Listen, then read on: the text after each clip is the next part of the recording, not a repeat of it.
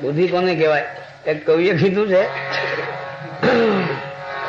ચરબી નથી સોજા ચડ્યા. એક ભાઈ બહુ જાડા હતા એટલે કોકને એમ થયું કે ભારે એને કેવું સજ બનાવ્યું. કવિ કે આ ચરબી નથી, આ હોજા ચડ્યા છે.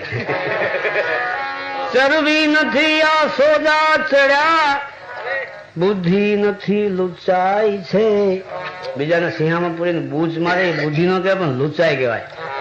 બુદ્ધિ નથી લુચાઈ છે, ગરમી નથી છે તાવ, આશીષ નથી પણ હાય છે. આવા પૈસા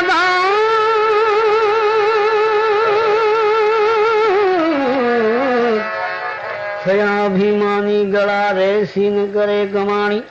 પાછી પૂનદાન ની નહીં નિશાની, નામ જપો ને હરે. પૂનદાન ની નહીં નિશાની. તો કોઈ કીધું ભાઈ આ દાન પૂન પૈસા વાળા નથી કરતા તો બીડી હાટું બથો બચાવતા હોય, શું દાન પૂન કરે? એક બીડીમાં 7 જણા પીતા હોય. દાન પૂન પૈસા વાળા જ કરે છે. કવિ કે છે જરૂર કરે છે, પણ કેવું કરે છે?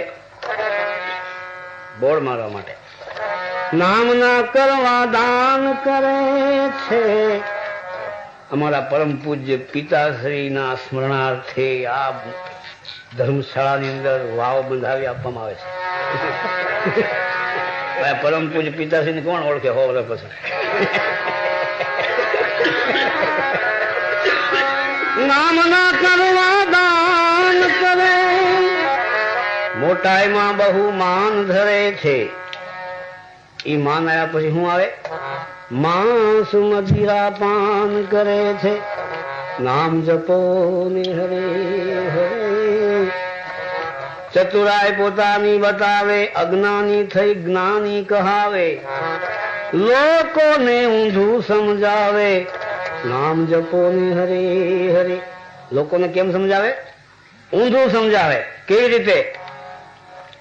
એક કવિની રચના છે, કોણ ઊંધું समझावे છે એના માટે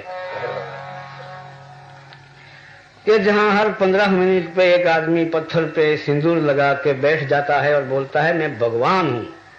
क्या कहता है? मैं भगवान हूं। हमारी आत्मा, हमारा मन वो भगवान को मानने के लिए बिल्कुल तैयार नहीं है, फिर भी अखबारों में छपता है, मानना पड़ता है। उनका हमने चित्र देखा, जेनु चित्र जो विचित्र छोकरा बीजा एवं के विचित्र चित्र देखकर मैं हैरान हो गया। कवि कैसे? विचित्र चित्र देखकर मैं हैरान हो गया। अरे जो इंसान नहीं हो सका वो भगवान हो गया। जो इंसान नहीं हो सका वो भगवान हो गया।